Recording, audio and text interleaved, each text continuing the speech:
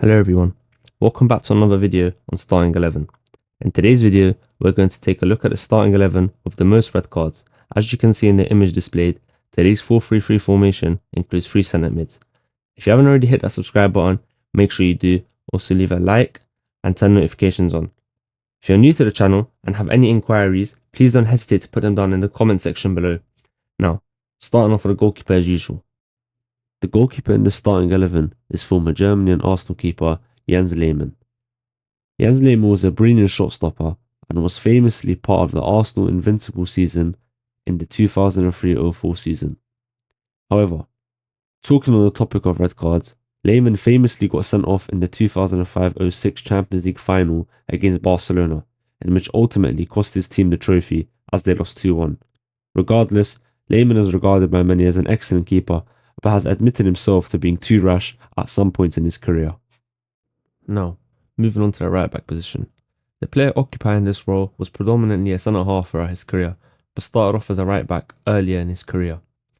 When the topic of red cards come up, he's usually the first person to come to your mind. Yep, Sergio Ramos, former Madrid and Spanish international.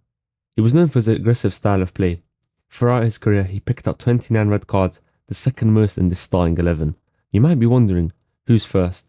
Well, we'll find out later in this video, but Sergio Ramos was definitely known as a crazy player throughout his career. The first of the 2 centre-backs we'll be taking a look at is another Spanish player, Pablo Alfaro. Pablo Alfaro picked up 27 red cards throughout his career, the joint third highest in this starting 11, only 2 red cards behind Sergio Ramos. Pablo Alfaro played for Barcelona, Atletico Madrid and Sevilla.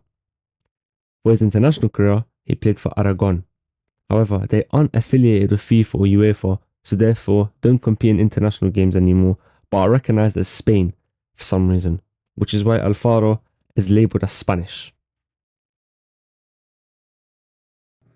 Now, the centre-back partner in Alfaro is another former Spanish player. Look, I promise this whole team isn't only Spanish, but for some reason, Spain seems to have quite a few hot-headed players despite being known for their elegant, fluid football. It's Alexis Delgado. Alexis Delgado picked up 22 red cards throughout his career. He also played for 5 different teams in La Liga throughout his career, the most successful of them being Europa League holders Sevilla. Alexis Delgado represented the national team all the way from under-17s to under-21s, but never received a first-team call-up. Now, moving on to the left-back row to complete the back line. It's former Juventus and Uruguayan defender Paulo Montero. Paulo Montero did also play centre-back throughout his career, but also played a huge chunk of games at left-back, which is why he's eligible for the left-back role. He was known as a hot-headed defender, playing 186 times for Juventus and was there for 9 years, making himself a useful player for them. However, throughout his career, he picked up 21 red cards. Wow, a very aggressive defence. How many games do you think this backline can go without receiving a red card? I personally think maximum 2.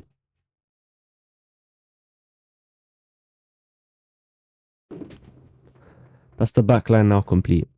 The first midfielder we'll be taking a look at is former Juventus, Barcelona and Dutch international Edgar Davids. Edgar Davids is remembered by many as a good player, but was also short-tempered throughout his career. An amazing footballer, but picked up 25 red cards. He had a nasty side to him that didn't go unnoticed. For example, he had almost double the amount of red cards as Roy Keane, which might surprise many, as a lot would think Roy Keane was way more aggressive than Edgar Davids, but this shows Edgar Davids was an exceptional footballer, but had a nasty side to him as well. The next midfielder in this starting 11 is Cyril Roux. Apologies if I've pronounced that name wrong. Cyril Roux, a former French and Marseille midfielder known for his tough style of play. He picked up 27 red cards throughout his career, 2 more than Edgar Davids and double the amount as Roy Keane. If that doesn't describe him to you, then I don't know what will.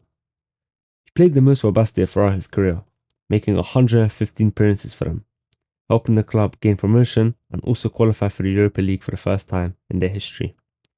He also played alongside Michael Essien and Alex Song throughout his time in Bastia, but overall is remembered by many as an aggressive player.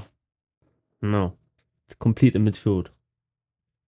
The player completing this midfield is the player with the most red cards the starting 11 in the history of football with 46 red cards. Gerardo Bedoya. 46 red cards. I don't think that record will ever be broken. It's as if he only played to get sent off. He was a Colombian international, making 49 appearances for the Colombian national team. That's only 3 more appearances than the amount of red cards he received throughout his career. He also played for 14 different teams throughout his career. Gerardo Bedoya, the man who can only be described by red cards. Now, that's the midfield complete. The first attacking position we're going to be taking a look at is the left wing role. It's not common for attackers to be known for their aggressive style of play, and especially the player occupying the left wing role in this starting 11. He isn't and won't be remembered for getting red cards. It's Cristiano Ronaldo. He received 13 red cards throughout his career, picking up only 1 more red card than Neymar, who had 12.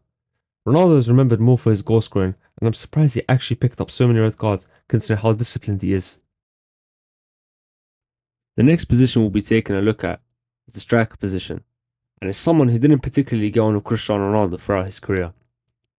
Zlatan Ibrahimovic, a man also known for his goal scoring abilities, but was known for having a high ego and being somewhat aggressive. Apparently he is a black belt in Jiu-Jitsu, but I don't know how credible these rumours are, so please don't hold me accountable for them if they're false. He picked up 15 red cards throughout his career, but is still remembered mainly for his world-class abilities, especially his acrobatics. On to the final position, the right winger. The right winger in this starting 11 played alongside Cristiano Ronaldo throughout his career. They were both often compared to each other at a young age, but both went in different directions. Ronaldo went on to achieve GOAT legacy, whilst the other player, not so much. It's Ricardo Quaresma, someone who's mastered the Trivela shot, as some of you FIFA players may know, Trivela Plus. He picked up 14 red cards throughout his career, however, he is mainly remembered by his skills and his Trivela, of course. He's more of a streets won't forget player, but was known to have a horrible attitude and could sometimes be hot-headed. Now, the total amount of red cards in this team adds up to 246. That's a lot of red cards. That's the starting 11 now complete. It's now time for that part of the video, the predictions. I think due to attacking brilliance, this team could just make it out the league phase of the Champions League. But I don't see this team going further than the round of 32. I think the players are bound to lose their heads and make a rash challenge at any point in the game. I think they could even potentially be grouped in the Champions League, as they are one bad refereeing call away from a sending off. This team will be absolute bonkers and have constant head losses. Anyways, that's it for today.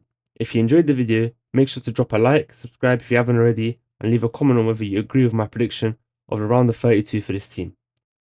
I'll see you guys in the next video, in which we'll be taking a look at the most expensive starting 11.